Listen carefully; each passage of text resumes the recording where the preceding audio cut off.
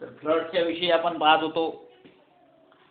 तर तेच या ठिकाणी सांगितलेलं आहे की जी काही काळजी आपल्याला घ्यायची आहे तर ती काळजी आपल्याला पावसाळ्याचे दिवस येण्यापूर्वी आपल्याला घ्यायची आहे. शहराचा भाग असेल तर त्या ठिकाणच्या नाल्या ज्या आहेत त्या नाल्या म्युन्सिपाल्टीच्या द्वारे, नगर परिषद असेल, महानगरपालिका असेल, या माध्यमातून त्या नाल्यांची साफसफाई ही केली गेली पाहिजे. आजूबाजूचे तलाव असतील त्यांच्या तलावांचे खोलीकरण अगोदरच करून घेतलं पाहिजे. ओढे नाले असतील ते साफ केले पाहिजेत. त्या ठिकाणी कुठल्याही प्रकारचा, आणि बंधारे आहेत बंधाऱ्याचा वापर त्या ठिकाणी केला पाहिजे. नदी असेल नदीचं व्यवस्थापन व्यवस्थित केलं गेलं पाहिजे.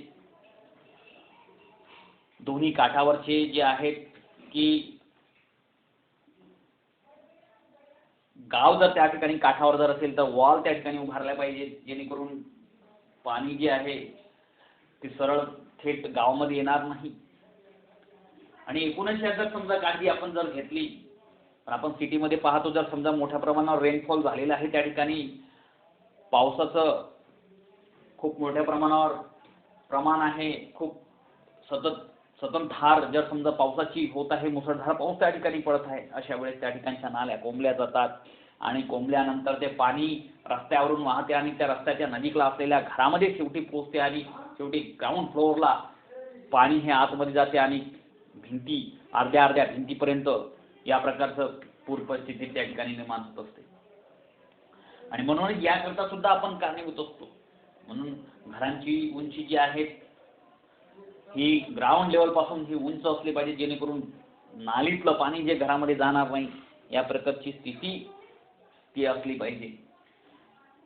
काय होतं या फ्लडचं इफेक्ट, काय होतं त्याचे परिणाम काय आहेत?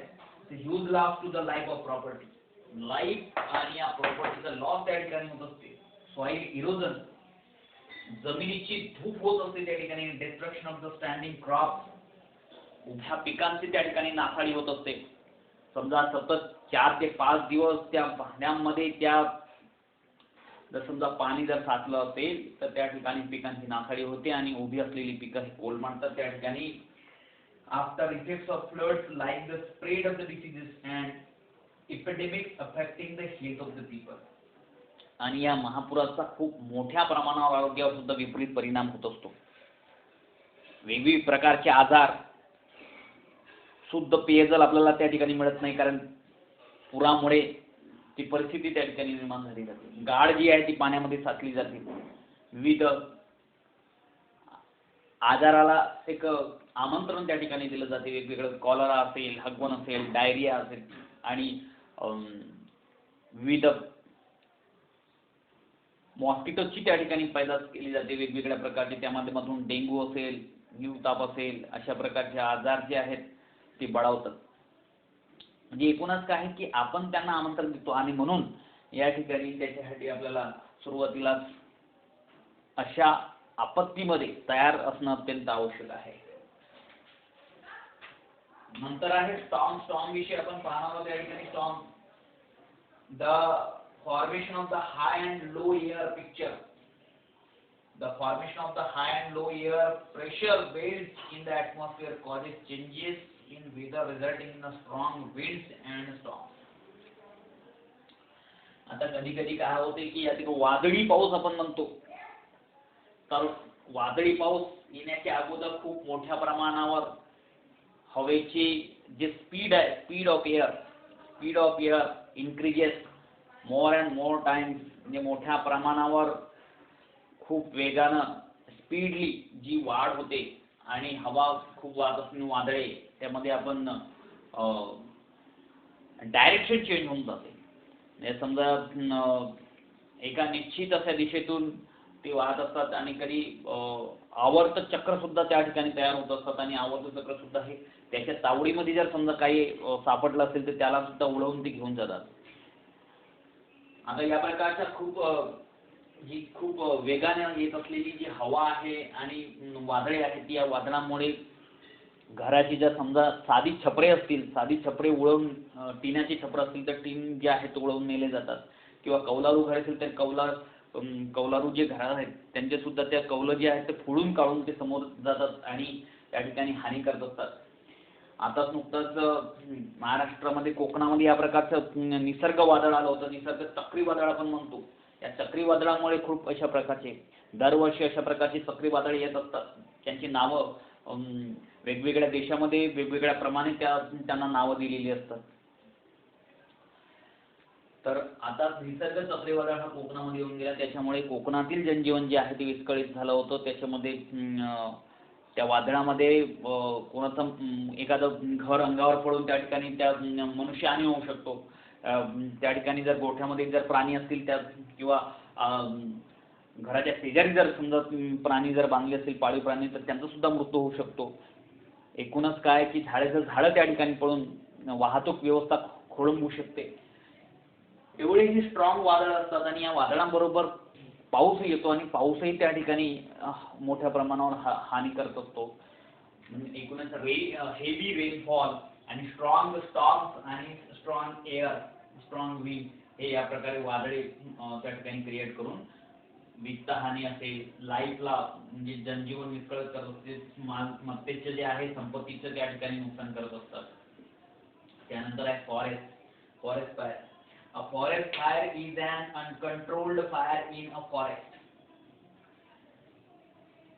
Pasture and grassland due to the natural and man-made causes forest fires to spread at a tremendous speed. आता या ठिकाणी सांगितलेलं आहे की फॉरेस्ट फायर्स म्हणजे जंगलामध्ये लागलेली आग असेल किंवा लागलेला वनवा असेल. काय होते की जेव्हा उन्हाळ्याच्या दिवसामध्ये हा जास्तीत जास्त वनवा लागत असतो. कारण उन्हाळ्याच्या दिवसामध्ये ॲटमॉस्फिअर काय असतं की खूप हॉट झालेला असतो आणि वातावरण तप्त असतो आणि अशा तप्त वातावरणामध्ये जेव्हा दोन झाडे जे आहेत दोन झाडांच्या फांद्या अशा घासल्या जातात कारण तर ते सुद्धा वाळून गेलेले असताना वाळल्यानंतर काय होते त्या ठिकाणी घर्षण तयार होतं आणि घर्षणाच्या माध्यमातून त्या ठिकाणी आग निर्माण होते आणि मग ती आग वाळलेला पालापाचोळा असेल आणि ती ठिणगी जी आहे त्या पालापाचोळ्याला जर समजा लागली तर अख्खं जंगल हे त्याचं आग अशी वाढत जाते आणि आगीचं रूपांतर मग वनव्यामध्ये होते आणि वनवा हा पूर्ण त्या जंगलाला जाळून टाकत असतो. अमेझॉनच्या जंगलामध्ये अशाच प्रकारची मागल्या वर्षी आग लागली होती. कित्येक जैवविविधतेचं नुकसान झालं. चांगल्या दुर्मिळ अशा प्राण्यांचा त्या ठिकाणी मृत्यू झालेला आहे. हे आपण बघितलेले आहे. अमेरिकेच्या अमेझॉनच्या जंगलामध्ये मागल्या वर्षी अशा प्रकारची ही घटना घडली होती आणि खूप वन्यप्रेमींनी त्या ठिकाणी हळहळ व्यक्त केली होती. त्याचं कारण हेच आहे की या आगीच्या वनव्यामध्ये सगळं काही भस्म होऊन जात असतं. त्या ठिकाणी विविध जैव वनस्पती आहेत. वेगवेगळ्या वनस्पती त्यांचं वैशिष्ट्य खूप मोठ्या प्रमाणावर उपयोगी असते आणि त्याचबरोबर त्या जंगलामध्ये राहणारे जे काही प्राणी आहेत त्यांची त्या ठिकाणी लाईफ आहे तर त्या ठिकाणी लाईफचं त्यांचं जनजीवन त्या ठिकाणी विस्कळीत होते आणि त्यांच्या संपत्तीचं एक लाईफ सायकल आहे त्या ठिकाणी डिस्टर्ब होत असते. म्हणून फॉरेस्ट फायर सुद्धा ही एक आपत्ती आहे.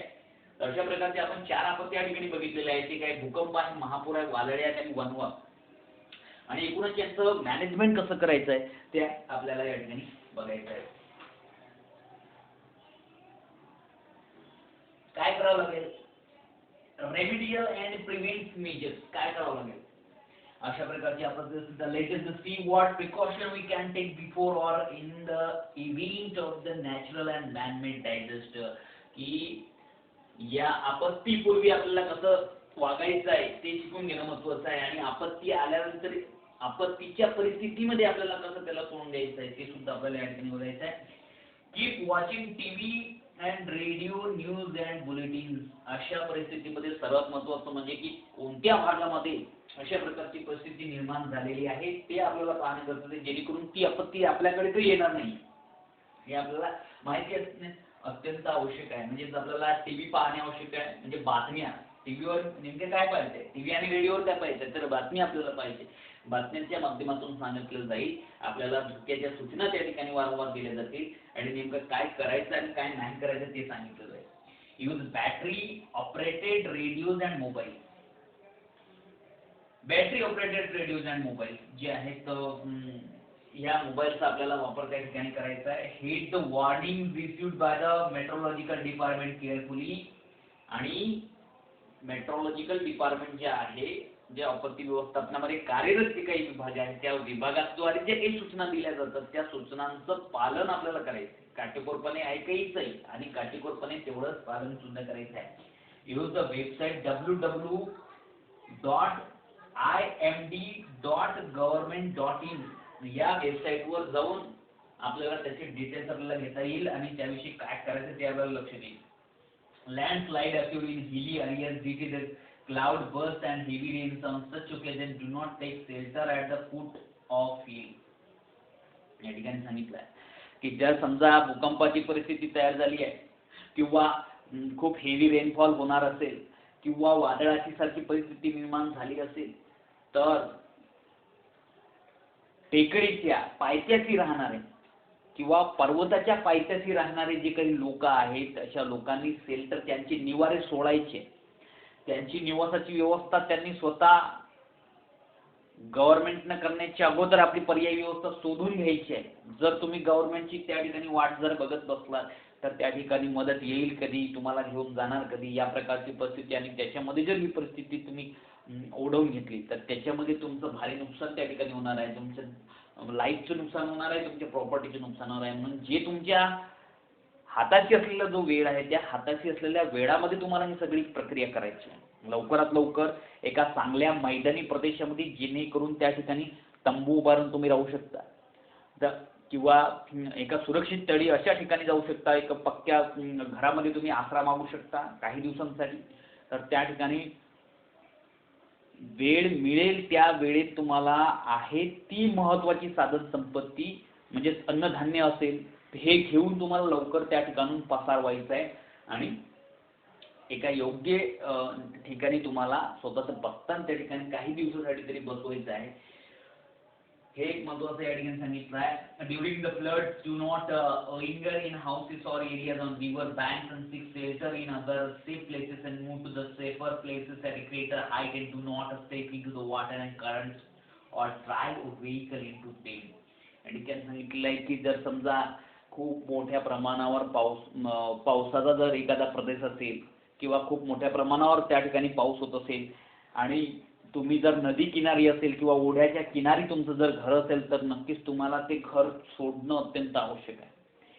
तुम्हाला पर्यायी व्यवस्था तुम्हाला शोधायची आहे आणि निवारा अशा सेफ प्लेसेस तुम्हाला शोधून म्हणजे सुरक्षित स्थळी तुम्हाला आणि तुम्हाला स्वतःलाही जायचं आहे आणि तुमच्या फॅमिलीला आणि तुमचं जे काही समूह आहे तुमचं जे काही त्या गावामध्ये राहणाऱ्या लोकांना एक मॅनेजमेंट आहे गावातील त्या लोकांनी या प्रकारची व्यवस्था त्या गावातील लोकांसाठी करायची आहे, त्या शहरातील लोकांसाठी करायची आहे. म्हणजे या प्रकारे ही जी काही परिस्थिती आहे ती तुमच्यावर ओढवणार नाही, त्यामध्ये तुमच्या लाईफचं जनजीवन विस्कळीत होणार नाही, त्यानंतर तुमच्या प्रॉपर्टीचं त्या ठिकाणी मालमत्तेचे जे आहे ते नुकसान होणार नाही. During an earthquake, a road split open, the ground cracks and railway tracks get uprooted. Hence, when moving from one place to another and ensure that the road is safe further out. त्या ठिकाणी सांगितलंय की जर समजा भूकंपाच्या परिस्थितीमध्ये ज्या आपण काय म्हणतो की त्या सरफेसला भेगा जेव्हा पडतात आणि खूप भेगा वेगाने त्या भेगांची दिशा आपल्याला बघायची आहे आणि मैदानी प्रदेशामध्ये खुलं मैदान आहे त्या खुल्या मैदानामध्ये आपल्याला जायचं आहे. पर्वतीय भागामधून किंवा अशा प्रकारे किंवा रोडला जर समजा भेगा पडल्या असतील तर तुम्हाला रोडला जायचं नाही आहे किंवा भूकंप झालेल्या भागातून तुम्हाला ट्रॅव्हलिंग करायची नाही आहे, व्हेकल तुम्हाला घेऊन जायचं नाही कारण त्याचा दाब पडून तुम्ही आतमध्ये जाऊ शकता.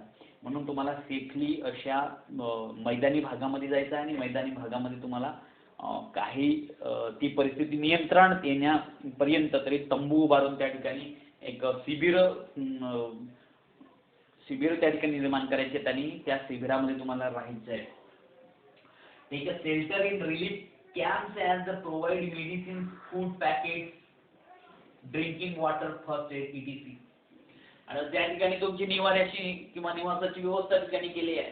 अशा ठिकाणी गव्हर्नमेंट थ्रू जे काही एजन्सीज आहेत ज्या काही त्या एजन्सीच्या माध्यमातून तुम्हाला मेडिसिन्स म्हणजे औषधी पुरवठा केली जाते, फूड पॅकेट्स म्हणजे अन्न पॅकेट म्हणजे तयार अन्न तुमच्यापर्यंत पोहोचवलं जातं, ड्रिंक पिण्यासाठी पाण्याच्या बाटल्या असतील पाऊच असतील ते तुम्हाला पोहोचवले जातात आणि फर्स्ट एड प्रत्येकाला फर्स्ट एड दिलं जाते. प्राथमिक जे काही उपचार करण्याची जी काही किट असते त्या किट तुम्हाला प्रोव्हाइड केली जाते जेणेकरून काही जर झालं तर तुम्ही स्वतःच त्या ठिकाणी उपचार करू शकता किंवा दुसरं तुमच्या जवळ असेल तो तुम्हाला त्या फर्स्ट एडच्या माध्यमातून तुम्हाला मदत करू शकतो. To get the protection from the fire use the fire extinguisher in the public places like schools, hospitals, railway station, city. काही सार्वजनिक ठिकाण आहेत त्या काही सार्वजनिक ठिकाणांमध्ये काही मानव निर्मित जी काही आग लागत असते, जर समजा कोणाचं लक्ष नसलं आणि गॅसेस जर समजा लीक असलं, जर समजा एखाद्या रेस्टॉरंटमध्ये ही आग लागू शकते किंवा रेल्वे स्टेशनला लागू शकते किंवा एखाद्या शाळेमध्ये, अशा वेळेस त्या ठिकाणी फायर एक्सटिंग्विशरचा वापर त्या ठिकाणी तुम्हाला करायचा आहे. या फायर एक्सटिंग्विशरचं डेमो आहे, जर डेमो तुम्हाला झालेला आहे, माहिती आहे तुम्हाला कशा पद्धतीने फायर एक्सटिंग्विशरचा वापर काय, तर प्रत्येक वरांड्यामध्ये, शाळेच्या वरांड्यामध्ये असेल किंवा तुमच्या क्लासच्या बाहेर असतील, या प्रकारे हे फायर एक्सटिंग्विशर लटकवले असतात. ज्या ठिकाणी आग लागली पटकन त्वरित जाऊन त्या फायर एक्सटिंग्विशरचा वापर त्या ठिकाणी करायचा आहे. पेट्रोल पंपावर तुम्ही बघितलं असेल की फायर एक्सटिंग्विशर तर असतातच त्या ठिकाणी, परंतु बकेट, त्या बकेटमध्ये वाळू जी आहे भरलेली असते, कारण का पटकन जर समजा इथे तिथं वाळूनी ती आग ज्या दाबाने जी आहे ती आग विझली जाते, विझवण्यामध्ये त्याचा उपयोग होत असतो. आणि जर समजा भूकंपामध्ये तुम्ही घरामध्ये असाल तर घराच्या आतमध्ये असताना जर समजा हादरे बसत असतील घराला आणि काही वस्तू वगैरे पडत असतील, तर अशा वेळेस तुम्हाला एक सेफली जागा म्हणजे एक टेबल असेल, त्या टेबल तर पडेल त्या टेबलावर पडतील काही वस्तू वगैरे किंवा काही छपराचा भाग जर समजा सिमेंटचे तुकडे जे आहेत, विटांचे तुकडे जर पडत असतील तर ते तुमच्यावर पडणार नाही, त्या टेबलावर पडतील. टेबलाच्या एक मजबूत टेबलाच्या खाली जाऊन तुम्हाला राहायचं आहे, बसायचं आहे, लपून बसायचं आहे त्या ठिकाणी. आजूबाजूला कुठल्याही प्रकारे बाहेर निघायचं नाही, जेणेकरून तुम्ही त्या ठिकाणी सेफ राहू शकता. तर या प्रकारचे काही प्रिव्हेन्शनचा मेजर्स त्या ठिकाणी सांगितले ते तुमच्या लक्षात आले असतील. First aid in day-to-day life, sometimes we have to face disasters and accidents of varying proportions. On such occasions, it is necessary to give some immediate aid even before the medical treatment becomes available. First एडचं importance खूप वाढलेला आहे. अशा आपत्तीमध्ये तुमच्याजवळ एक first aid kit असणे अत्यंत आवश्यक आहे आणि फर्स्ट एड किट जेव्हा तुम्हाला मेडिकल ट्रीटमेंट घेण्या अगोदर तुम्ही ही करू शकता. ॲक्सिडेंट असतील किंवा अशा प्रकारच्या आपत्तीमध्ये जर समजा तुम्हाला काही हानी जर झाली असेल, लागलं असेल, तुम्ही लगेच ते ट्रीटमेंट करू शकता आणि तातडीनं रिलीफ जे आहे आपल्याला मिळू शकते आणि मग त्यानंतर तुम्ही मेडिकल डॉक्टरचं ट्रीटमेंट तुम्ही घेऊ शकता.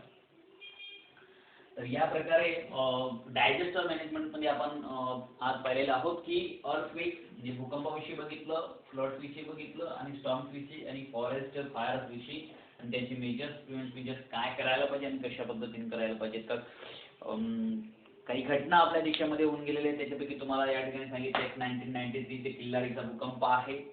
त्यातून 2005 मध्ये आलेलं जे आहे मुंबईमध्ये आलेलं महापूर आहे. त्याच्यानंतर 2014 मध्ये माईन नावाचं गाव होतं, त्या ठिकाणची दरड जी आहे ती कोसळून त्या ठिकाणी हानी झाली होती. 2015 मध्ये तामिळनाडूमध्ये आलेला पूर असेल किंवा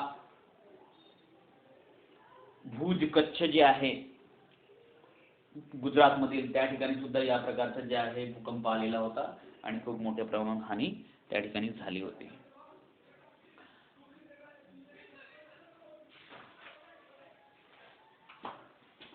ठीक आहे.